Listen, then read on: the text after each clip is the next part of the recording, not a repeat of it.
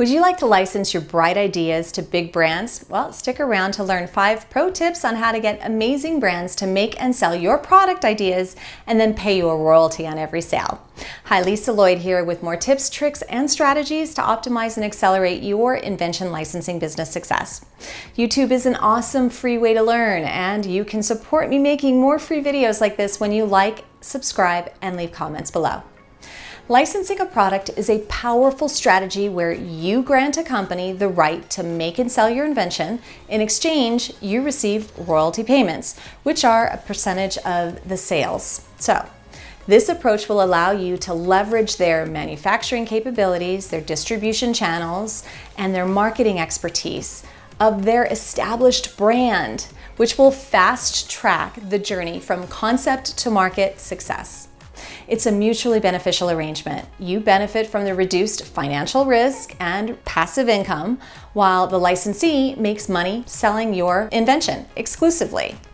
It works, and I know it does because I've been doing this for over 30 years. So, here are 5 pro tips for licensing your bright ideas. My first pro tip is to find the right companies to license to.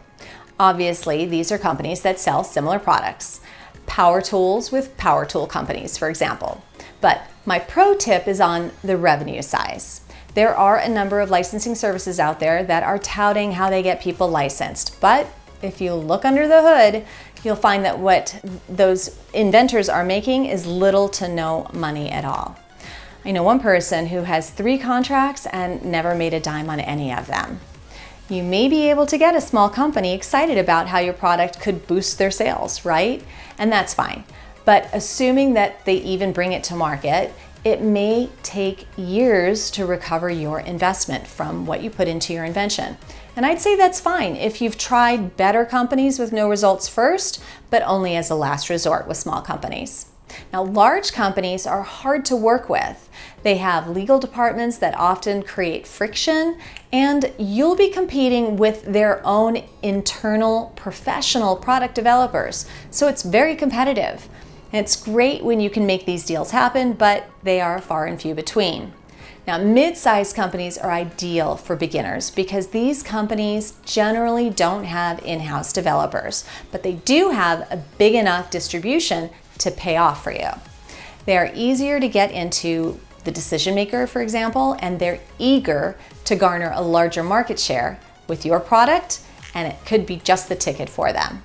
So, for example, when I licensed the French Twister to Scunci, when it was only about a $90 million company at the time, I got the whole deal done in less than 2 weeks from the time I first contacted them, and I dealt with the president the entire time. So I recommend working with companies that are approximately $100 million to $500 million in sales. It doesn't have to be that exact amount, but it's a good guideline to work with. My second pro tip for you is to make sure that you are reaching out to the right people at those companies. Now, I know it's nice when anyone shows interest, and it's fantastic to have a champion at the company pushing your product. But I've seen this not work out too many times. It's usually because the inventor told that person everything about their invention and then depended on that person to sell it internally. The problem is that there's a chance that they could just get it wrong, and often do because that's just not their job. It's not in their wheelhouse of skills.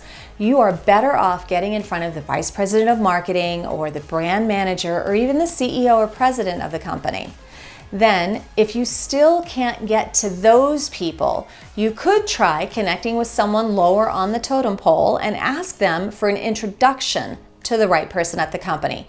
Just please, don't tell them everything about your product. Use your value proposition instead to tease them into the introduction to the right people at the company. My next pro tip is on the approach. This is where I see some of the biggest mistakes made. There are some companies that require you to submit through their online portal, but we can't overcome that. In most cases, though, companies will choose to review products on a case-by-case basis. I know it's tempting to reach out to someone and to tell them all about your invention, but you're giving away all your power and only cheating yourself. The goal should be instead to book a call to show them what it is. It's a best practice to have a sell sheet, and I'll leave a link in the description below so you can learn more about what those are. But review the sell sheet with them on a call and then give them either a live demonstration or a video demonstration during the call to prove that it works and that it really is dramatically better than all the competition. When you have a call and you get a no, at least you'll know why based on the conversation. You could even ask if they know anyone that it might be a good fit for, or any advice going forward. If they are interested, then they will need to validate your idea internally with their team. So you can then send them that sell sheet so that they can share that with their team internally to make that decision after the call.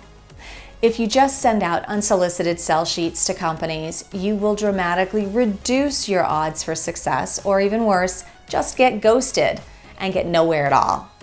Have you tried reaching out to companies with no results? Let me know in the comments below. I'd be curious and maybe I can help. My fourth pro tip for you is the pitch.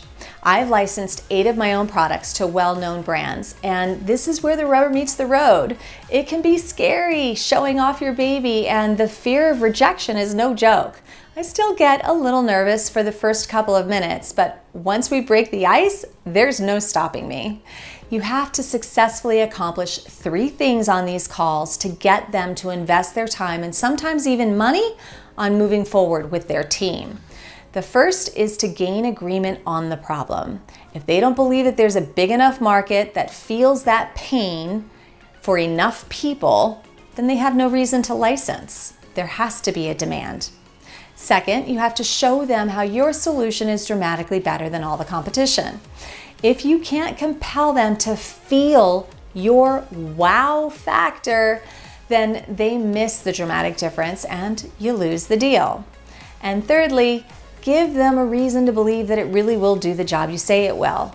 If there's a ton of engineering work to be done before it can be proven, your product will likely be at the bottom of their priority list of options when considering their budget.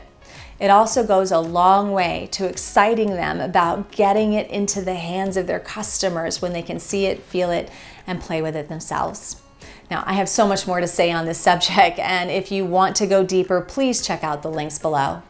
My fifth and final pro tip for you today is on negotiating. I think we all come into the world born negotiators.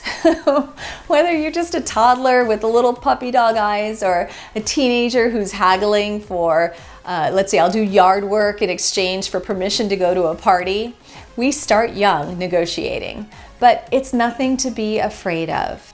When negotiating, the best advice that I can give you is to thoroughly prepare and understand both your own goals and those of the other party.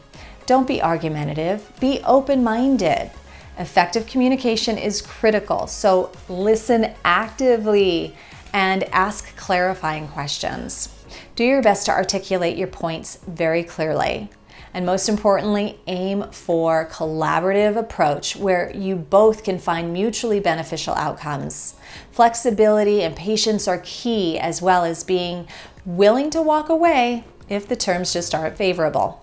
Ultimately, strive for a solution that satisfies both you and fosters a positive long-term relationship. If you're feeling stuck and confused anywhere on the inventor's journey, book a free call using the link below and find out how you can invent, protect, and license ideas like a pro. Or drop your questions in the comments below. I read and answer every single question, and if you want more like this, smash the notification bell to be notified whenever I post a new video. Dare to dream and imagine what's possible when powered by innovation.